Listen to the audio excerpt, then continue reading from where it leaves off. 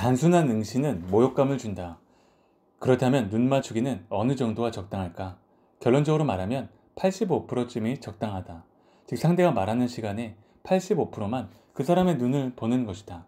상대가 말하는 내내 눈을 맞춘다는 것은 큰 압력을 가하는 것과 같다. 눈 맞추기를 지나치게 하는 것은 핀으로 상대를 벽에 꽂아 놓는 것이나 마찬가지이기 때문이다. 이 경우라면 매력적이기는커녕 불쾌한 인상을 심어주기 쉽다. 상대와 입장을 바꾸어 생각해보면 알 수 있다. 당신이 말을 할 때 상대가 당신에게서 전혀 눈을 떼지 않는다면 어떻겠는가? 괜히 머뭇거리게 되고 겁이 날 수도 있다. 그런 의미에서 눈을 계속해서 마주친다는 건 일종의 위협이다. 영화 속 악당들이 말을 할 때 상대에게 절대 눈을 떼지 않는다는 사실을 떠올려보면 쉽게 이해할 수 있다.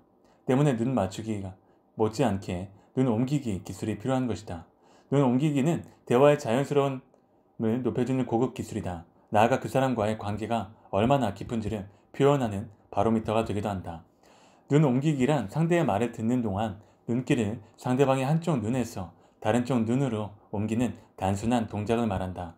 이러한 눈 옮기기 동작은 TV 드라마나 영화에서 자주 볼 수 있는데 특히 젊은 연인들의 러브씬에서 가장 많이 등장한다. 여자의 시선이 남자의 한쪽 눈에서 다른 쪽 눈으로 옮겨가고 남자도 똑같은 방법으로 여자를 바라본다. 심지어 연인의 두 눈과 입술 사이를 삼각형으로 옮겨 다니기까지 하는데 이러한 눈 옮기기는 아주 은밀하고 관능적이다. 하지만 연인 사이의 눈 옮기기가 그들의 마음과 감정이 얼마나 서로를 바라보고 있는지를 여실히 말해준다는 것은 틀림없는 사실이다. 정치계의 잔소리꾼 로스페로는 이러한 눈 옮기기에 실패하여 인생의 중요한 순간까지 실패로 만든 대표적인 인물이다. 그는 1992년과 1999년, 6년 두 번에 걸쳐 미국 대통령 선거에 출마했다.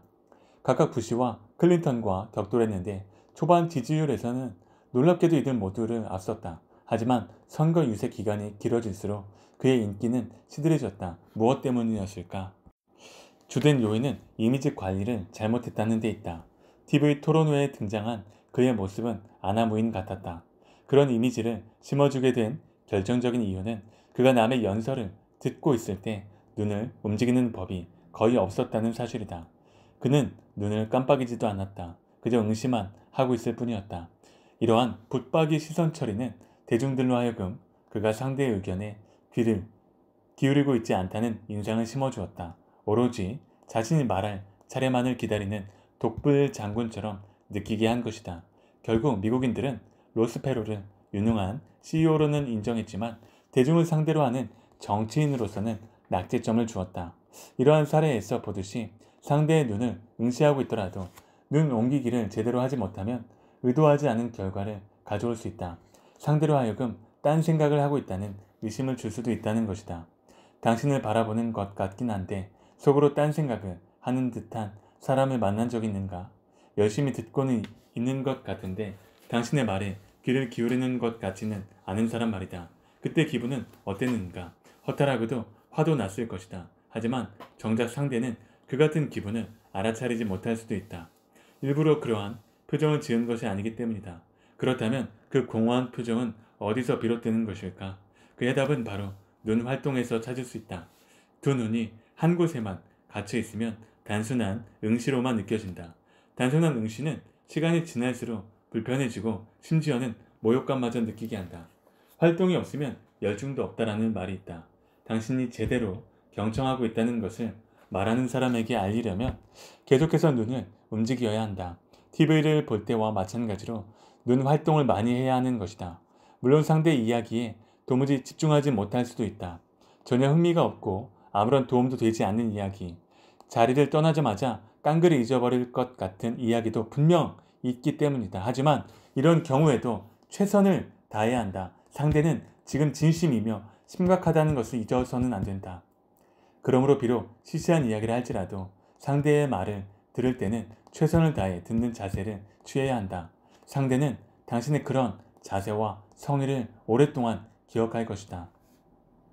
부드럽지만 열정적인 눈길은 연습으로 얼마든지 만들 수 있다.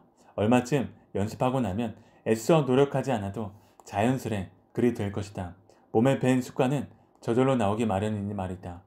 눈 옮기기 기술을 몸에 익히려면 우선 거울 앞에 서라. 그리고 영화 주인공처럼 이쪽 눈에서 저쪽 눈으로 시선을 옮기고 또 상대 입을 바라보라. 물론 도가 지나쳐서는 안 된다. 특히 상대가 여성일 때 입을 바라보는 것은 자칫 탐욕스럽게 보일 수 있으므로 조심해야 한다.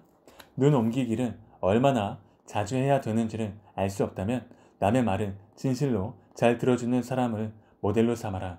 직장이나 사교 모임에서 아니면 TV에서 대화에 몰두하고 있는 사람의 눈 움직임을 잘 관찰해보면 어느 정도가 적당한지 감이 잡힐 것이다.